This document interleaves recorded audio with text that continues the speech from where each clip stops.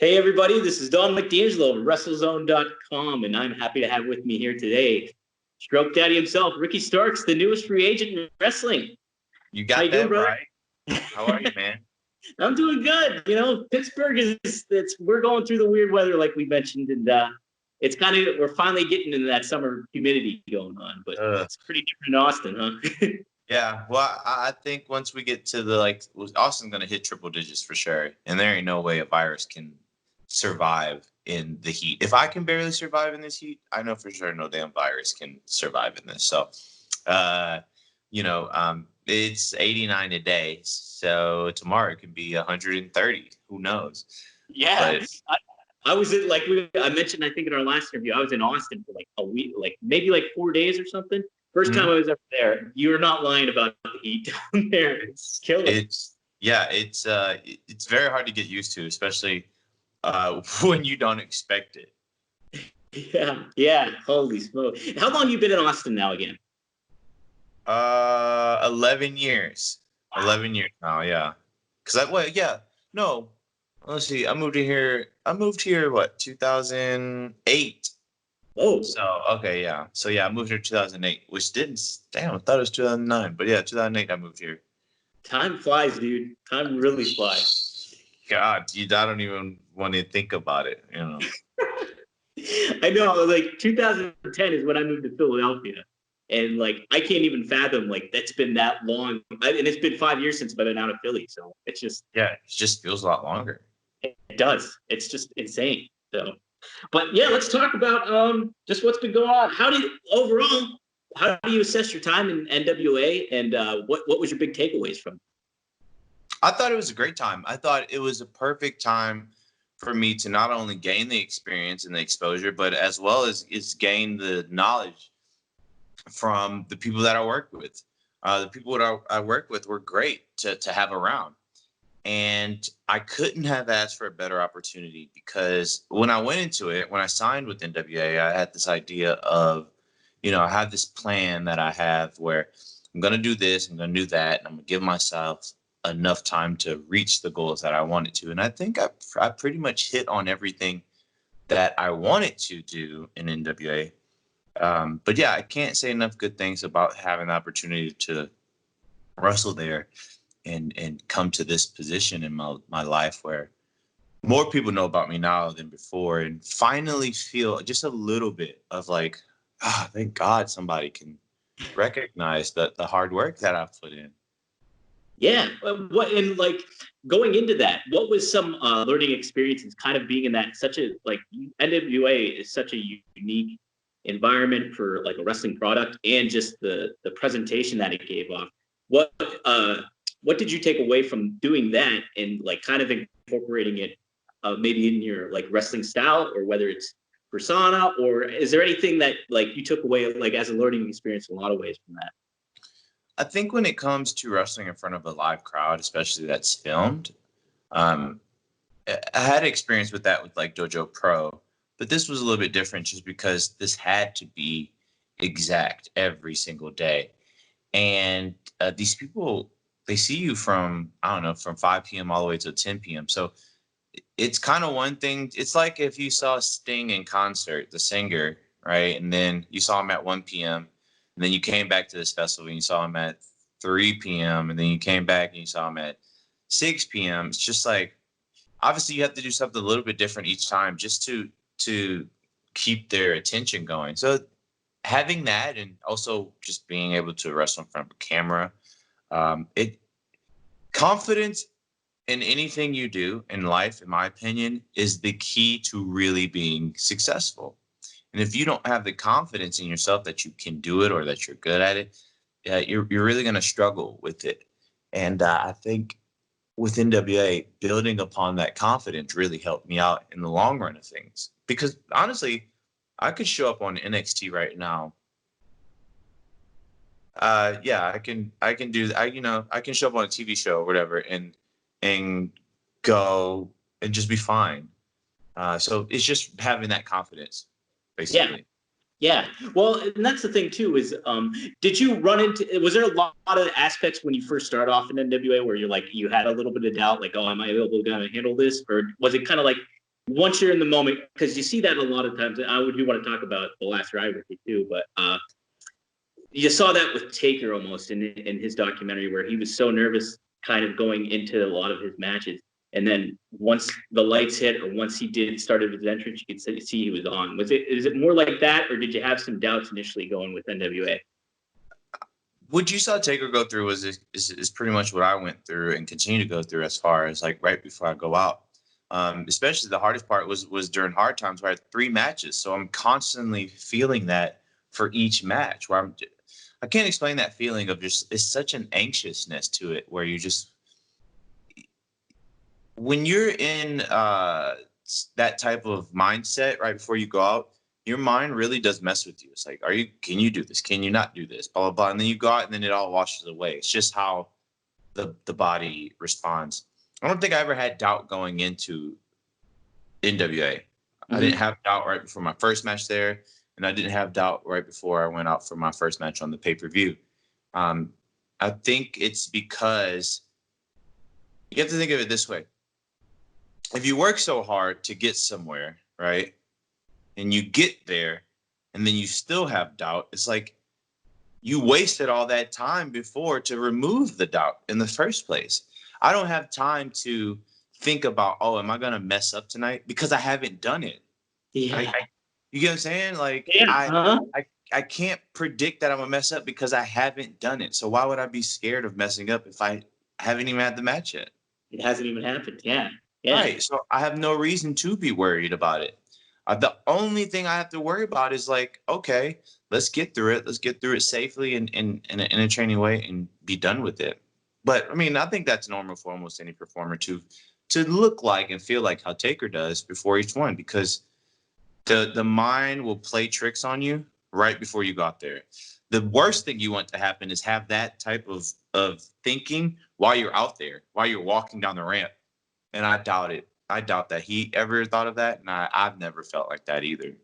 Yeah. Yeah. And like, I think that's part of it too, is just when you're in the thick of that, you're kind of like, whether it's, any kind of performance you're in, or if you're trying to exceed at something, you're going to have that anxiety that builds up. But there's that moment where you're just like, all right, it's on, and here we go. Yeah, exactly. Yeah. Well, something that was pretty cool too, I saw, was Nick Galdis called you the #1 draft pick even after you left. Like, just tweeted that out and stuff. How did it feel working with a lot of those guys, whether you had matches with them on being in that environment? And did you take that there was a lot of something that was cool about NWA too, is they had all this unique, diverse group of talent that was able to kind of showcase their abilities in that intimate setting. Did you find that a lot of that vibe going with a lot of your colleagues there, I guess? And then how does it feel to kind of be like just considered like people taking note of it? Well, I think like working with those people was so much fun. I can't stress that enough. It was a really a great time to work with them. And for me, at least, I already felt like I deserved to be there. And I went into it with that attitude. And I think having that attitude and not being so like trepidatious about, oh, I'm wrestling Nick Aldis. So, no, I went in there and I knew what I do best. If anything, Taker told me once about his match with Shawn. He says the reason that match was so good is because Taker understood what he can do and who he is, and Shawn understood what he can do and who he is. When you have that, that's perfect. That's the same situation that happened with me and Aldis.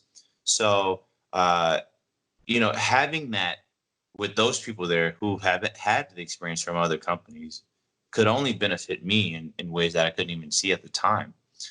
I think, it's so cool to have that and to be thought of in that. Because honestly, NWA never saw me wrestle, and they never saw me cut a promo before they hired me. Oh, they really? only saw those vignettes that I did. Yeah.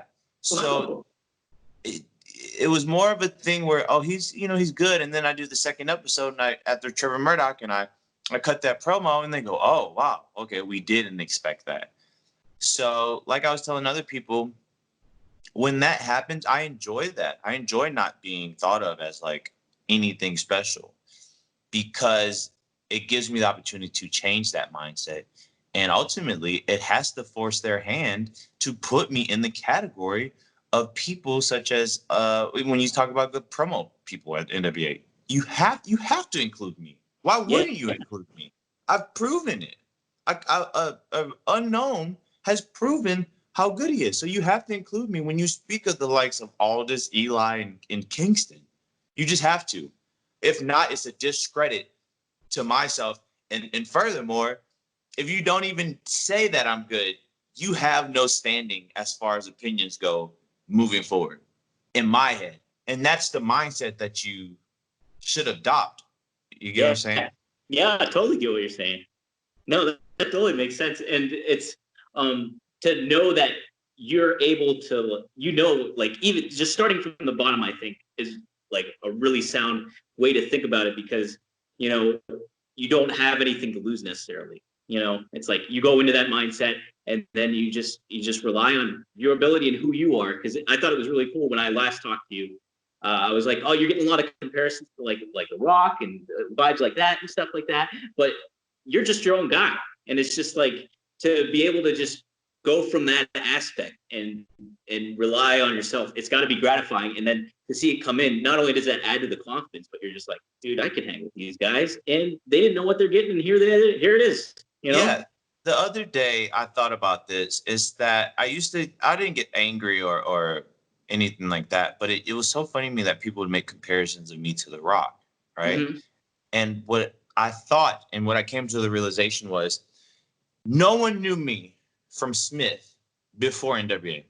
I came to NWA, cut these promos, and thereafter there was a comparison between me and The Rock. The fact that you watch someone that you've never seen before and you immediately think, wow, I'm comparing him to The Rock. This dude that I've never seen before, I'm comparing him to The Rock. I'm going to go online and say, oh, he just reminds me of a broke version of The Rock. Do you understand what you're saying? Yeah. You are lending some type of credence to me by saying I am so good that you think of The Rock when you see me. Yeah. You know? Uh-huh. So there's that thing that you really can't like deny. I don't take from anyone. I like The Rock, sure, but he was not my favorite. My favorite wrestler growing up. It was Undertaker.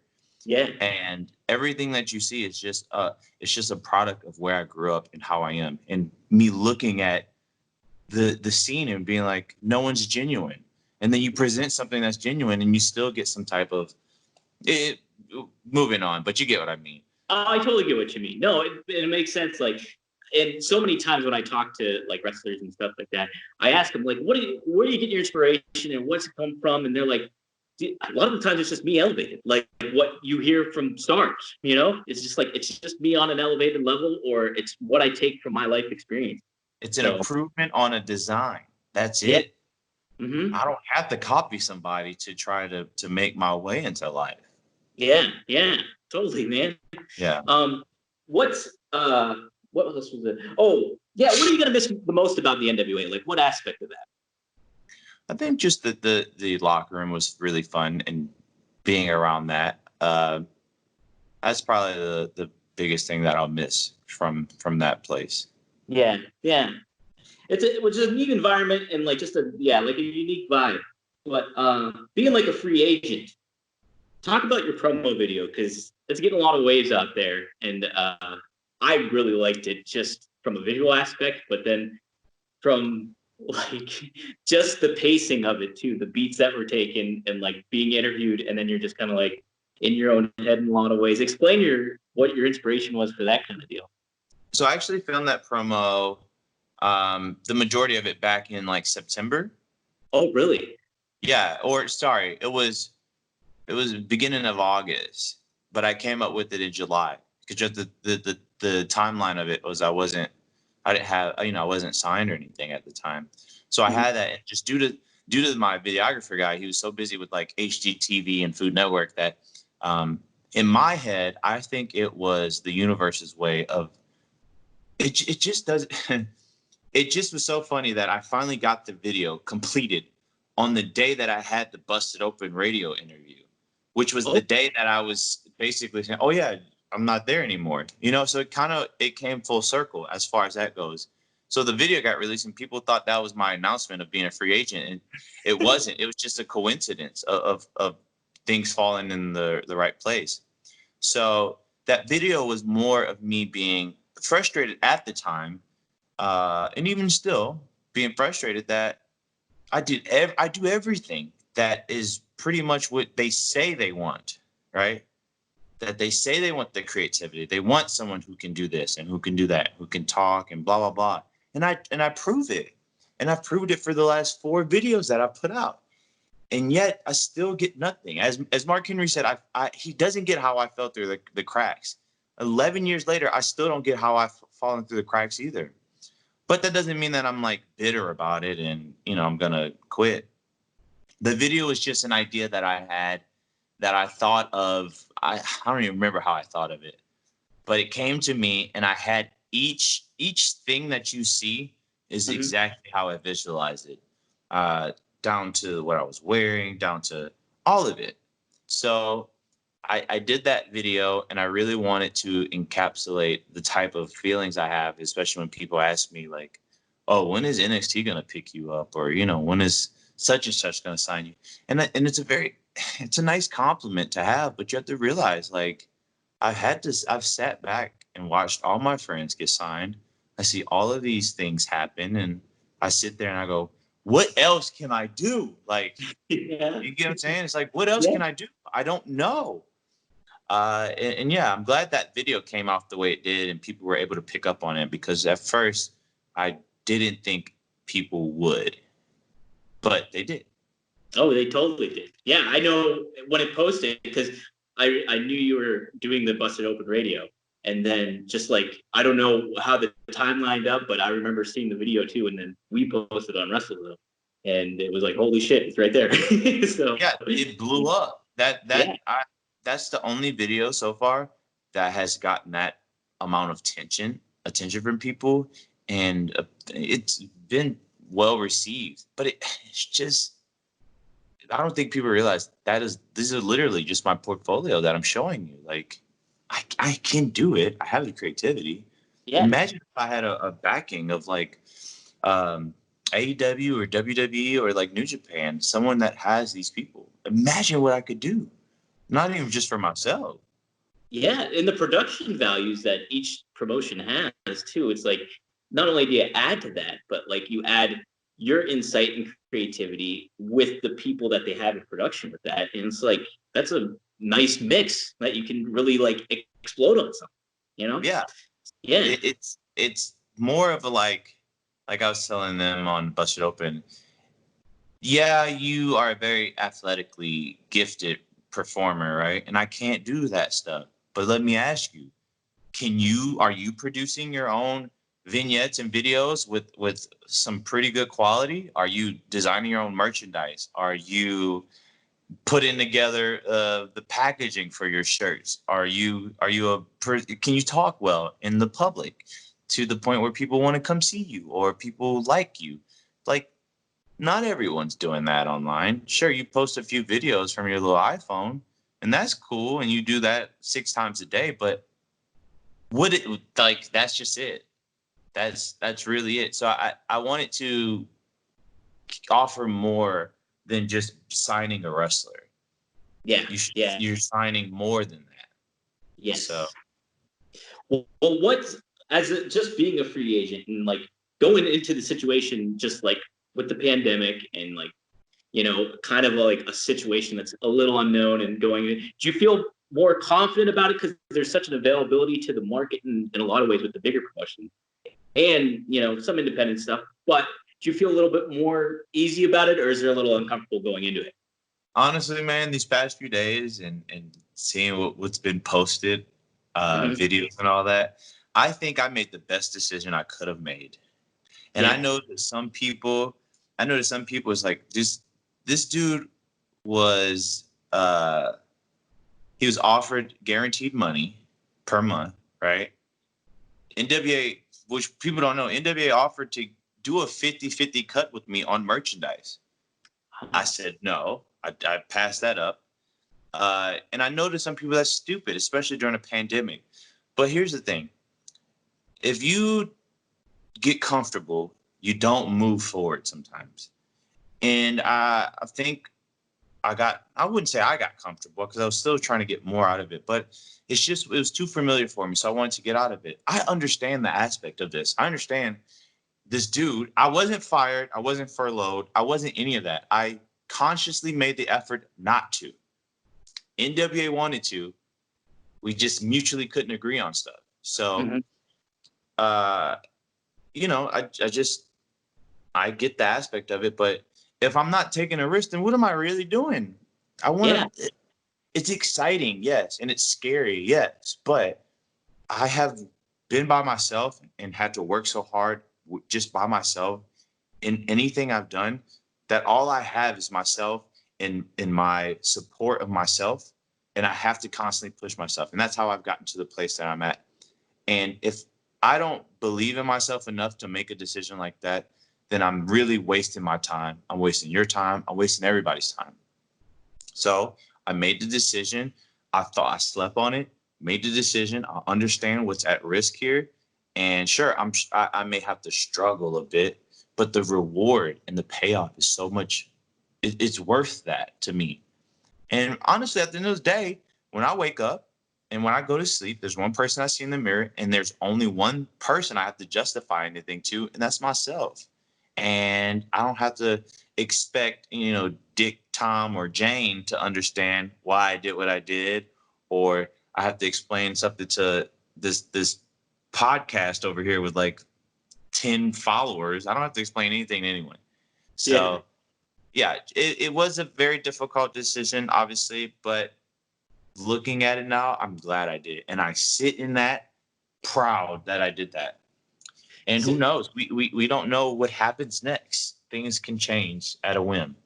And so many people, they are afraid to take that jump. You see it in a lot of ways, in a lot of the different promotions. They get like comfortable, or they get, used to just the rhythm of everything, and they don't want to shake things up too much. But like, you find when you bet on yourself in a lot of ways, and you're just like, all right, I've done, like you said, I've done this before, and I can move forward and just take the leap. And it's super gratifying to do. Like, I've done it in smaller ways and everything, but it's just like, it's a really, really good feeling to be like, you know what, screw this, or F this, I'm not going to go used to that. It's a nice, to know you have that vibe is also, I think, creates a pretty good star power quality to it too, because it gives you the outlaw kind of aspect of things in a roundabout way too, if that makes sense. Yeah. When you hit rock bottom, you don't stay there for very long. No. If you've hit rock bottom many times, you don't stay there long. And it's just a matter of, how do I climb out this time? Because, I don't have the rope there now, or I don't have the ladder to get up out of it now. I have to find out different ways to get out of it. So to me, that is appealing. And I think there's strength in that. And if anything, I would hope someone would look at the situation and be like, damn, that's empowering. And that's pretty inspiring to see that he did that. When this dude was struggling on the indies before NWA, and now he faces that same exact situation. Yeah. Damn right. So hell yeah. Yeah, no, man, it's a great feeling. There's nothing better to kind of do that and know that you lean on yourself and you don't have anybody to speak for or answer to, and you're just, just going by your own vibe. Right. It definitely says a lot. Yeah. As a free agent, what's like how everybody talks about cash, creative, and all that stuff. Is there a certain hierarchy that you put to yourself that you're like, this is where my priority lies in comparison to this, or how do you weigh those options out to you? As far as what I look for when making a decision with something? Making a decision with something as it goes to like maybe a new promotion or whatever it may be for you. Right. Does that make sense? Well, yeah. In my head, it's like, because I've had this question asked to me. Honestly, I just want to be given a chance. If you give me a chance and I fail, that's on me. I can't, but I don't have the ability then to be like, well, no one gave me a chance. So I think what I look for is being given the chance. Creativity is fun. Here's the truth. A lot of people think they're creative. They're not. If they were, they wouldn't constantly be in a situation where they're not, they're always saying like, I've never been given, you know what I'm saying? I know Yes. that's a very broad blanket for me to say about people, but I mean, at a certain point, it has to fall back on the person.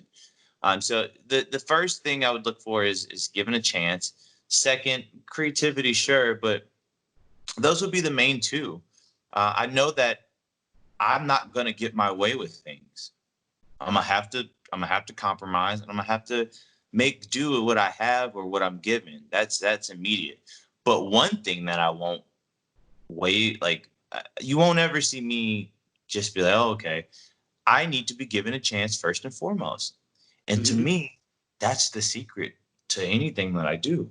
If you just give me a chance to show you, then it's very hard for you to be like, I don't know. Yeah. No, So, that that definitely makes sense too. Absolutely, man. Um, yeah. Is there any promotion in particular that stands out to you, or is there any kind of ones that you've watched that you like what they do, and it's something that you're like, I could see, or can you see yourself almost in any of the major promotions? absolutely. So Yeah, and when you say major, which ones are you referring to? like WWE, AEW, even MLW's there, ROH. Yeah, those. I guess those are the main ones that are floating around in my head for the most part. Oh, and New Japan too, obviously. Yeah. Yeah, absolutely. I can see myself in either of those places. New Japan, Ring of Honor, AEW, NXT, all of it. It's just a matter of now. I'm not at the point in my life anymore where I'm just happy to be somewhere. I'm Mm-hmm. just happy to just getting a contract. I'm done with that.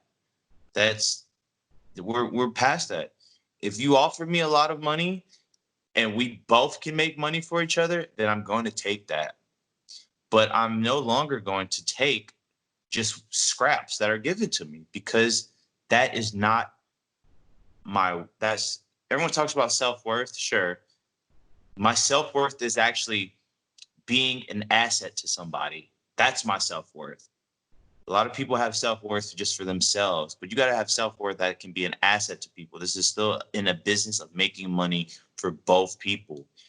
So it's just whatever those people, those companies can offer that I think would work best in my interest when it comes to buying a car for my mom or buying a house for my mom or finally um, getting out of an apartment and buying my own place, things like that. So it's just a matter of where I'm at right now. Mm-hmm. And like having those options open and like being able to assess the scene, it's a good way to handle it too, and not being like, okay, I have this one promotion in mind, I want to go to this one, or I have this in mind. Being open to like, have you been to Japan before? Is that have you ever gone across there or anything? Come on, Dominic. That's a Wait, legit yeah, question. that's a legit one. You're just like these podcasts I talk about. I've wrestled in Japan for DDT last year around this Did you? time, man. Shoot. Well, shoot. I didn't know that. How do Yeah. you like DDT? Is that kind of vibe with it? Because it's such a unique kind of promotion that goes I with that too. I love DDT. I can't tell you uh enough great things about that place. The people at DDT were so awesome and took care of me. The people that lived in Japan were so nice and helpful. The place is unlike anything I've ever been before. So I would gladly go to New Japan, or if there was something worked out with DDT, I would gladly do that as well. I loved it. Loved it there. So that's definitely an option for me. And I think I would fare well in New Japan for sure. How do you going into that kind of crowd and environment in comparison to like the American crowd? I'm sure that you've been asked this a lot then too. Is like, is that what do you like being in front of a Japan crowd, like a Japanese crowd, and having that different kind of atmosphere that goes with that? The Japanese crowd is really, people have this thing that the Japanese crowd are quiet and things like that. To me, entertainment crosses every language. I could go to India and wrestle, and they would still get what I'm trying to convey. Uh, and just as I did in Japan, they would still get what I'm trying to convey. So to me, there isn't much of a difference, though. I feel the support of the Japanese crowd a little bit more than I would here in the States. And they genuinely love wrestling. There isn't this like smarmy attached attitude to it where they feel entitled to nitpick at things and then be the clubhouse leader and say, things have to go this way or whatever the case may be. So I think the fans are absolutely phenomenal. It's so great to just think about it. You go to another country and you share in the same love that they share. You know what I'm saying? But you don't speak their language. That is a very unique feeling to have, to talk to someone that you can barely communicate with, but y'all have a very mutual love for wrestling, and to see it on their face and to see them afterwards is something I cannot describe thoroughly. That's got to be cool too. Did you just know that's an option for you too? If that's what you want, like if that opportunity comes, like you can totally do that again. Right? It's got that's a cool thing. Yeah, and also like if wrestling doesn't work out, I'll go to acting. I can be freaking Gambit in X-Men, or there you go. I can go star in a movie if I want to. Like I can do a lot of things. I don't really need the validation of someone anymore. I used to when I was younger. Like Sure. I think that's how a lot of people come up in the business. Like, well, if I get this, then I'm validated as a person. It's like, nah, I realize that isn't the case anymore. Yeah, it's fascinating how people, that's what people seek. But if a lot of it's just a matter of doing things. If you do it, then you already succeeded. Whether you failed at it or not, if you keep trying at it and you just keep doing it, you're winning, man. Yeah. That's how it goes. Yeah. Yeah. Well, I mean, what's the alternative? Never doing it in the first place and then just wondering. We're like 11 years later, we're just wondering what could have been. Yeah. There's nothing more aggravating than that if you've done that before, I know. Yeah. What let me see. Yeah. What a lot of your colleagues I've noticed too, especially from Texas, I think, they picked up on your promo and they kind of tweeted out. I saw like Lance Archer did it. I want to say who else? There was a lot of people that. Did you find a lot of the support going into your free agency like that? Did you get a lot of that from your colleagues being like, "Hey, way to take that jump and make that risk and just bet on yourself"? Have you gotten a lot of good feedback from that? Yeah, actually, I got a lot of support from people not even in the NWA. Yeah. Only person that was Aldous and Zicky who hit me up, and AK and Marty and those people. But those are all the people I heard from afterwards. But everyone else outside of David was very supportive of it. So I thought that was very cool to like, bro, think about that. People in the same business as you who have been around a lot longer than you to say like, wow, this is great. That came from your mind. Yeah. It didn't come from like a board of writers or, I also have the ability to come up with things and put it, pen to paper and make it come to life. And I think it's cool to see people like rejoice in that. And I think that it's a breath of fresh air to see, because everyone talks about DIY. And I think after a while, everyone just gets tired of seeing the same type of like thing in a way. And then see this person who steps it up, me, as far as quality and how things are put together. I think that's pretty cool. I don't know. It's very touching to have people really care about it that way, especially when I just was a dude who would do all this stuff on indie shows in Texas that was like out of the box. And finally now a lot more people can see it. And it's a good feeling to have, especially because at the end of the day, not even just wrestling wise, when it comes to making videos, I'm an artist and I'm sensitive about my shit, So, right. You gotta be. That's pretty cool. Yeah. Now, artistic wise, this is off topic, but what do you do outside of wrestling that's like you find the most satisfying to do artistically? Do you do like writing? Do you do any like illustration, drawing, whatever it may be? Is there anything else that really stands out to you artistically? Between you and me, I've only watched wrestling. I've only done wrestling. I never did any sports. I never did anything. If anything that would tie into like creativity, I did Mhm. e-fetting and I did Yeah. I taught myself how to do Photoshop when I was 13. So I'm never like my brother he can draw. He's really good. My niece, oh my gosh, she's about to be the next level. Like she can draw anything. So I never got that from my family, of course, but I've always been a very vivid and imaginative type person. I can see things like when I wrestle, man, and I'm in the back, I can see how things go. I can see the matches. I can vividly see it from a fan's perspective. So I've never done anything like that as far as that goes. But I have all these ideas, and I have all these like these quirky character things that I like to do, and I don't know. I just visually I like certain things, and I know what works visually and aesthetically, and all this other stuff. And that was the first. That was really the purpose of the first video, was to combine that. You look at. I remember telling my videographer Travis. I said, you know how Tumblr is. There's pages on Tumblr where they have just pictures, and it could just be of this girl like on her phone or anything, but they have such an aesthetic um an aesthetic like look and feel and vibe to it that no one has capsulated that in a video, and I want to. So in this era, in this generation, everything is about relating to a certain type of mood or vibe or whatnot, and no one in wrestling has really capitalized on that. And I just don't think Yeah. it's either because they don't know or they just don't have the creativity to figure out how. And I feel like that's where I come in, and I'm trying. I don't Yeah. expect to be given credit for anything, but at least just be damn inspired to the just up the quality of things. Raise the bar up. Yeah. Raise Yeah. the bar up. And it's good too that like you have that focus.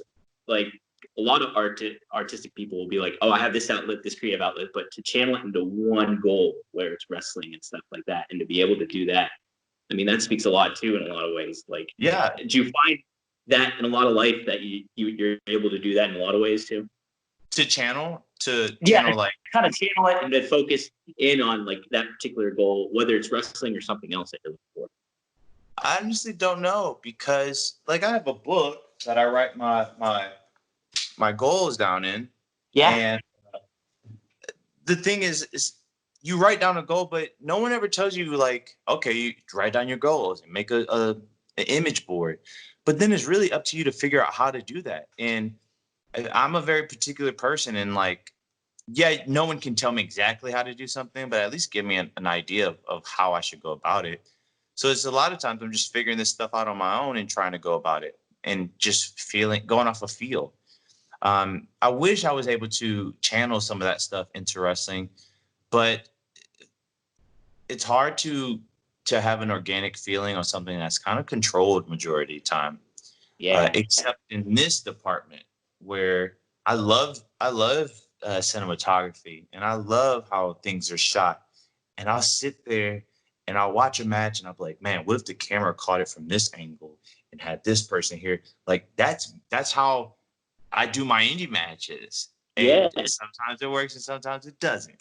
But um yeah, I don't know. I think trying to take the creativity and channel into wrestling, I need another outlet for sure. I Hmm. just haven't really figured that out yet and what that is. That comes with time though too. Sometimes circumstantial stuff will happen, and you're just like, "Oh, hey, this is pretty cool. I never knew I could really do this or had an interest in it." And Yeah, like, all right, yeah. There's a lot of options. It'll happen. for sure. Yeah. Um.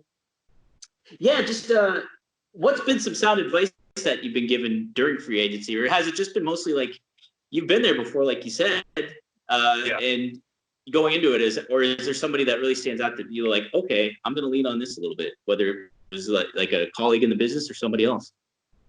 I mean, no one's really gave me any advice about being a free agent. There's a lot of advice that I've gotten in the past that now makes sense to me in this moment. Yeah. So I think for me, it's a matter of sitting and being proud of a decision. I had this conversation with Jax where he's like, you need to be proud of what you've done and your decision, because I didn't really think about this until I announced it and I saw the reaction to it, and I was like, and the fans of NWA, and I was like, damn, I didn't realize that was that big of a deal. Yeah. But someone explained to me exactly the magnitude of it and the circumstance, which is you quit a job in lieu of a pandemic when no one is hiring. Think about that. That doesn't seem like a very smart timing. And in my head, it may not seem smart to you, but I can make it work out, and I will make it work out because I have no other choice but to. So the only advice that I really had in the forefront is just, I'm not trusting no process. I'm making processes as I go, but everything will just work out. That's my motto in life. Everything will work out.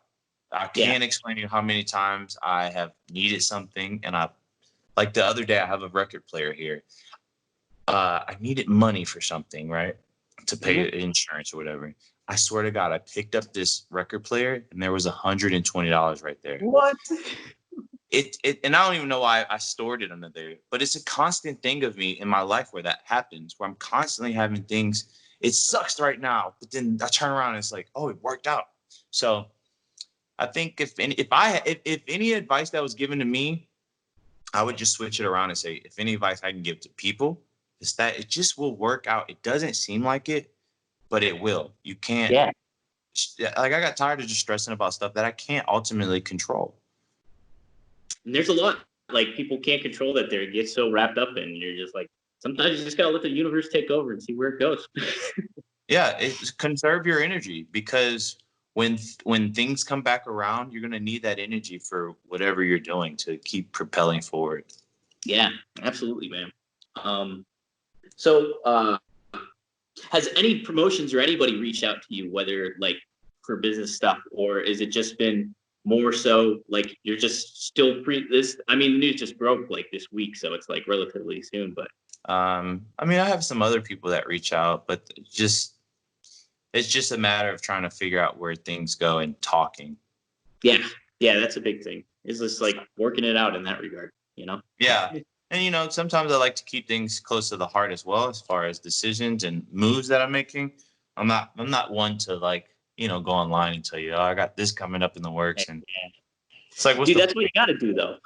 That's what in any circumstance, you got to do that. I feel, real G's move in silence like lasagna. Go. As a great poet once said. I don't know who said it. Who said it? You gotta let Lil Wayne. Oh shit! I didn't know that. Yeah, Lil Wayne. All right. Baby. The F stands for fantastic. Dude, I'm learning about Lil Wayne. I'm learning about you at DDT, bro. It's a learning experience for me today. Yeah, exactly. It's never too late to learn. That's right. You're always there. Okay. I gotta plug in my phone here, but let me ask you too. How have you liked the current product as it being in regards to like the empty atmosphere, the empty arena? I can't get into it. I think AEW has been doing a really great job as far as how it's being presented with having someone there. Yeah. But otherwise, it's just no fan shows. Like, they're just weird to me, and I can't get into it. So I just don't watch it. Yeah. I mean, you've worked in front of crowds before, and I'm sure that some of the crowds have just been not a lot of people. Has it been like in that, like, if you were to be in an empty arena match, so to speak, would it be an adjustment for you? You just think you'd be able to handle it as well as you could? Oh, if I were to actually be at a show with no fans? Yeah, yeah. I mean, I've done that before when I've done extra work for WWE on SmackDown, so it's not that unusual to me. But I just wouldn't like it. I don't think that, because I'm a very emotional person. I feed off of emotion, right? So if I'm really I can do it, but you wouldn't see a very in-depth, oh my God, this is great type performance for me, just because I need to feel something. And if there's no fans there, you can't feed off of anything. Right, you can't feed off of nothing. It's How can a car go if it takes diesel and you ain't got no diesel in it? right. It's a big thing, and you like having some semblance of fans, like what AEW kind of does, where they have the wrestlers and they're It works, man. it Because works. You're just creating. people don't want to be like, you can't ignore what's going on. So people don't want to just act like everything is okay when it really isn't. Nothing is okay. But at least approach it in a way like, listen, we know things aren't how they used to be, but we're damn sure going to try our best to make you feel some type of way. And I think with having the people at AEW and being vocal and reacting, you can get into it. Like, if anything, AEW's product feels the most natural to me in this period of the world than anything that I've seen so far. And the reason is just because they don't try to sugarcoat things. Be like, listen, they still keep it going. And so, that's pretty much as far as that era goes. I think they're doing it right, and they're doing it the best way that they can. No one else has done it as good as they have. Yeah, I have to agree with you too, because it's just like having some noise, something going on, a reaction of anything that's important in wrestling, especially. And you're seeing that kind of shining through even the ratings going on right now too. It's just a tough thing. Yeah. So I mean, I've never been to a baseball game where they're doing practice, and I've just been, excited to see that. It's just boring to watch people practice. Yeah, but yeah. Let me rephrase that. I'm not saying that these wrestlers are going out there and just doing practice matches. I'm just saying at practice for these sports, usually there's no one there, and it's not that exciting to watch until we have the whole aura of it, which is the fans. The fans are the most important part of that. They're their own. We're their own character in themselves. Where you're there, you're getting that reaction. And no matter what environment you're in, like whether you're in Japan or whether you're in America or Mexico, you're gonna have that other atmosphere, that other element to it. So it's right. pretty important. Yeah, I agree. Yeah. Yeah. Okay. So this is what the last ride. Have you watched both episodes? Are you one in or two in? Yes. So I've watched both now, and I thought they're really well done. It's pretty funny to see the lead up to, the match with John Cena at Mania, because like I was telling you before, I was there for that, but I didn't realize that he was feeling that way about it. So it was very interesting to see that aspect of it, because, dude, he was in there busting his ass. When I tell you that he was in here sweating it off, and he didn't mind like taking any bumps or anything like that. He really went all for it, and you can only respect somebody like that.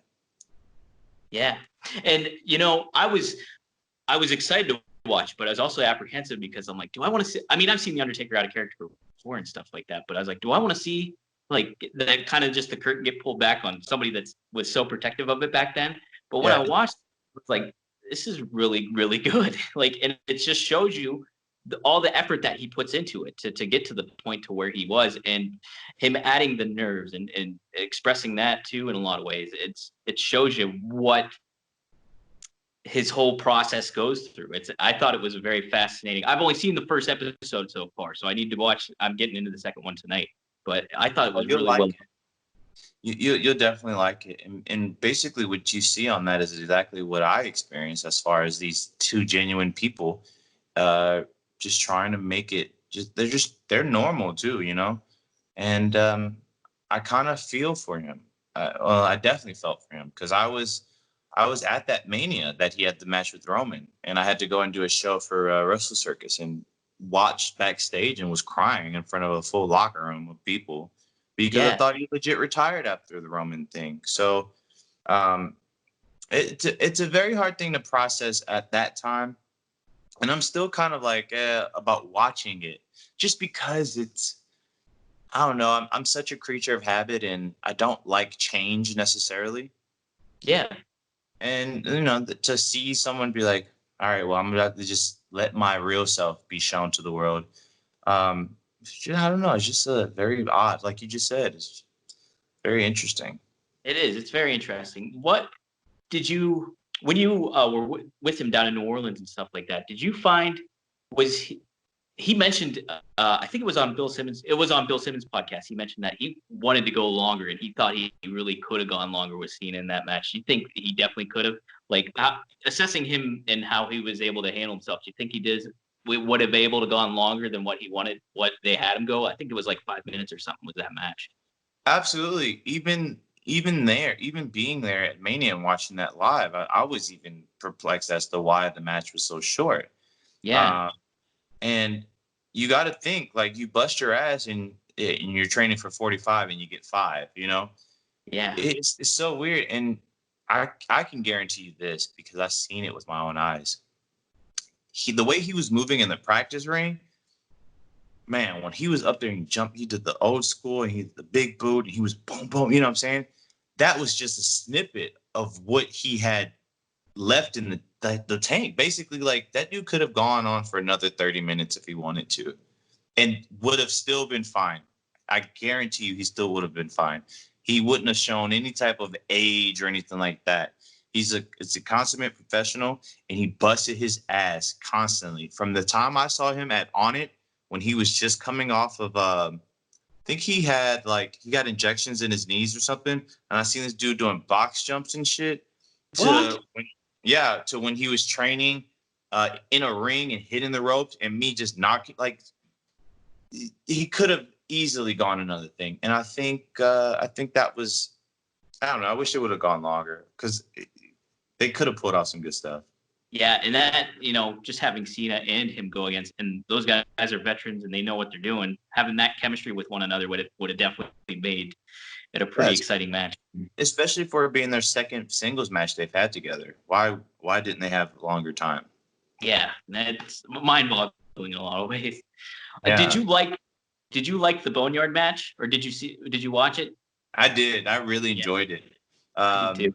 if anything, I really wish I was a part of that to help. My only gripe is just WWE has an issue with doing too many camera cuts. It gets to the point where it's overproduced, as if they're trying to really show off for Hollywood.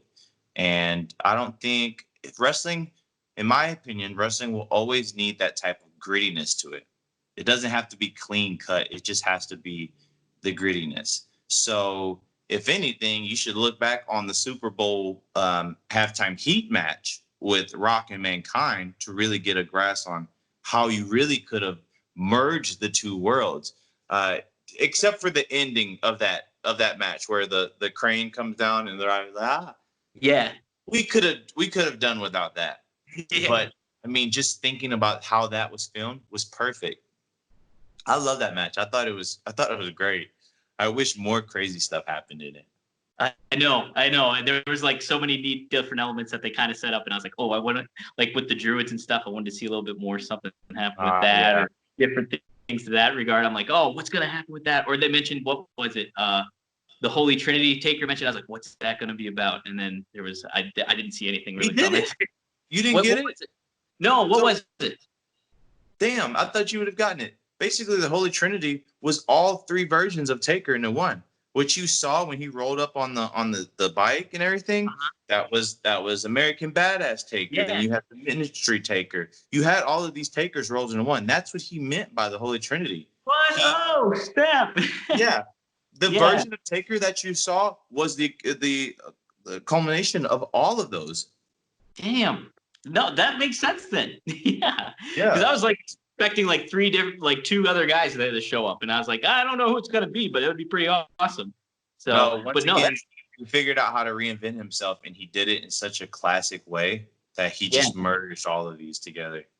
Yeah. Well, this leads me to that. What's your favorite era Taker? Do you have a particular one that stands out to you? I get this question quite a bit, and everyone always says American Badass was their favorite and all that stuff. And that was good and that was cool. But my favorite era of Taker is this one doesn't even have a real title to it. You could say Ministry, but if you say Ministry Taker, you're also including that back part where he joins the corporation and all that. And I'm not that. My favorite version of Taker is probably from 97 to like 98. Okay. Oh, I would say 96 to 98. That Taker. Yeah. Yeah. Just because that's when he's at his peak and you can't mess with him. You know what I'm saying? Dude, He's awesome. I think that was his kind of most good balance of a badass look almost.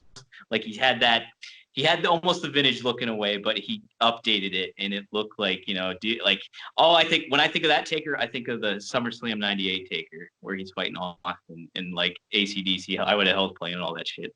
With the the reason I say that Taker is because Taker has great matches during those 3 years. Yeah. Mm-hmm. One of them being Brett versus Brett at SummerSlam 97. Yes. Like, that's great. Him versus Kane at WrestleMania 14. You have an ultimate version of Taker during those time periods. And plus, he had the most badass theme song. Remember the Ministry with the guitar and everything? Yes. Yeah. Oh, that was good shit. Yeah. Yeah. It wasn't used for very long, but it's one of my favorite themes. I think it was on one of the video games, like WrestleMania 2000 or something. So it was on it. Yeah. I think it is. You go into I don't know if Taker has it or if it's somebody else has it. I think it's on one of those games. Yeah. WrestleMania 2000, I'm pretty sure. I've never played that one. I only played the successor to it, which was No Mercy. Yeah. Try out WrestleMania 2000. I think it's on there. I want to say yeah, it's pretty. Because he only used it for a very short period, so I'll look into that actually. Look into it. Don't hold me to it, but I think it's on there. I think it's on. Yeah. All right, I'll let you go with this, brother. We talked about The Last Dance too. What overall, like Jordan, he's got like such that competitive edge. Something that I really like. I only watched most of the first episode so far because I was like, I'm still 10. Yeah, right. Oh, yeah. I'm like 10 episodes behind, so I'm catching up right now, and I'm just getting right into a little bit of it. So, but knowing how Jordan is and everything like that, when you watch it from like that competitive aspect of it, did you see a lot of like a lot of yourself in moving forward in the wrestling business in comparison to how Jordan handles himself? Or how just the sports atmosphere in general is. Does that make sense?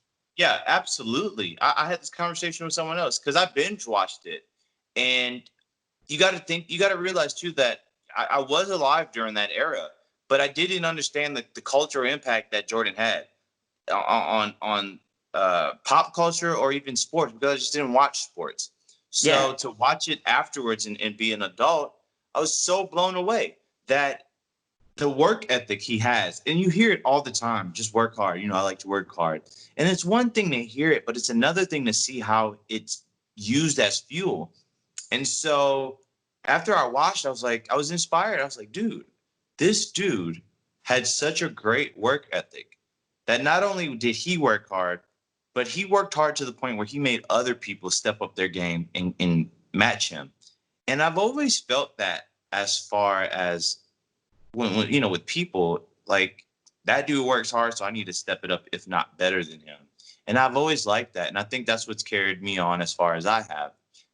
In addition to seeing his passion for it, that's the same thing that I get misconstrued on, is that I have so much passion for wrestling that it comes off very,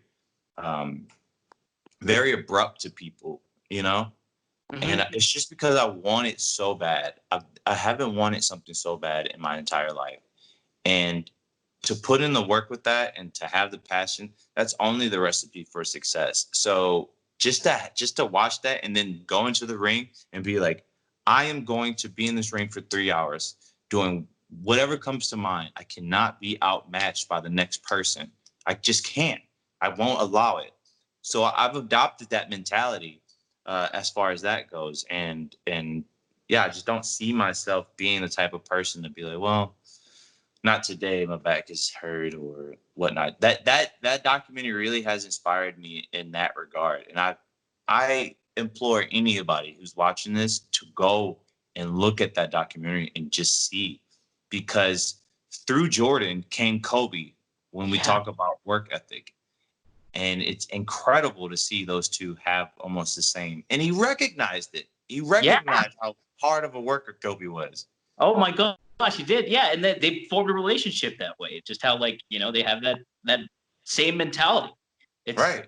having that era of basketball and going into Kobe and stuff. It makes me even from Kobe's prime too. I miss that era so much because there is that super sharp competitive edge where like I want to best this guy and show that I'm capable of doing way more than he is, and having Yeah. that in wrestling too, I think is very necessary. Like it's imperative to have that kind of stuff. So Yeah. yeah, The man. thing is I'm always trying to make sure that there's a huge gap between me and the next guy. Mm-hmm. Like if I catch up to you, I'm gonna make sure that I'm so far ahead of you that it's gonna take you a while for you to even get close to where I was at that moment. And to me, that's for my benefit. Like I Yeah, necessarily don't care about the other guy and how far he's progressed or whatnot. If where he's at right now, as far as his progression goes, okay, that's cool. I've already passed that. I'm about to go even further than that. That's how my mind thinks. yeah, and well, that's the mentality to have too because you always want to strive and reach for something. Do you find yourself getting restless sometimes because you're just like, all right, Absolutely. am I doing enough? Is this what's going on? I have Like, do you find yourself keep wanting to push yourself more and more too? I have a bad habit of if I'm in the house and I'm not doing anything, I don't feel like that I'm progressing. I feel like I'm being um, complacent, right? Yeah, yeah, So and especially during this whole thing, you have to realize like I need to go to the gym. I Something in my brain doesn't allow me to just rest and enjoy that. I constantly have to be working. So I think with the free agency and this, and then I finally got the video completed. Now I'm thinking about doing photo shoots that I need to put out there. I'm always trying to think of something and be active because I can't just sit by and be idle. Because if I'm idle, then that means the next person has enough time to catch up to me. And I don't want to have anyone try to catch up to me. I've already I already can't compete in certain departments with wrestlers nowadays, athletically, right? So I need to work 10 times harder to make sure that, okay, I can't compete in that, but they can't compete in this department or this right. department or this department with me. And if they can, the gap is so large. Yeah, no, that's what you want for it, and like a lot of people are focused on the athleticism or whatever it may be in the ring, but nowadays people are wanting something else. And that the video you put together that really exemplified that, and showed that a lot of people, it's so easy to scroll through Twitter or social media and just be like, all right, here's a selfie video, here's this, here's whatever, but like that stood out and it got waves. So it's good. Congrats, man. It's good shit. Thank you very much. Thank you. Yeah. Yeah, I've busted my ass for it, and like I continue to do. And I don't expect people to praise me for working hard. That should be expected of you. But it's nice to be acknowledged for that every now and then. Absolutely. Yeah. What's your next step if you have one? Whether it's just small step or from a creative aspect, what's going on for you and Ricky Stark's world? I had a very important person ask me that recently in a text message, and they said, "So what's next?" And I said, "Well, everything's on pause. So I'm going to continue to move forward as if I'm on TV and I'm already signed to something. And I'm going to continue to put out stuff that that people aren't doing. People aren't posting photo shoots that they have. People aren't, and like I ain't talking about no damn beach photo shoot or anything like that. I'm talking about like some really nice stuff that you usually don't see. Yeah. So I'm gonna do that soon. And really just figure out. Not that I don't know what I'm gonna do. I know what I'm gonna do. It's just hard to Yeah. try to explain You that want to to, someone. like we said earlier, you want to keep it, you want to keep some of it out, Yeah, yeah, that's that true. element of surprise, it's really nice to have. So Right, yeah. exactly. Cool. Anything otherwise you want to plug? You got some sweet shirts out there. You got some other Oh, good merch happening. Yeah. Plug whatever you I want, got brother. my shirts on www.rickystarks.bigcartel.com. I just re-added the hotline operator shirt. It's the black t-shirt with the girl in red. So I got those Yeah. coming in. Those will be shipped out next week. Uh, I have my Twitter where you can see this vignette that you and I have been discussing. You can see it on YouTube, sure, but I think Twitter's a lot easier for access. And that's on. You can find me on Starkman Jones on Twitter. And then if you want to see my photo shoot come up, I'll post it on Twitter and also Instagram, which is Starkey Baby. Yeah, man, I'm really going for the fence here as far as art meets wrestling. I'm not talking about just no like BS art. I'm talking about like something nice that you would see in I don't know, Elle magazine or GQ. Well, you know what? Going away from wrestling and pulling from outside of wrestling is always a good thing to do. I always feel, because I've been doing that, and that's where I get everything from.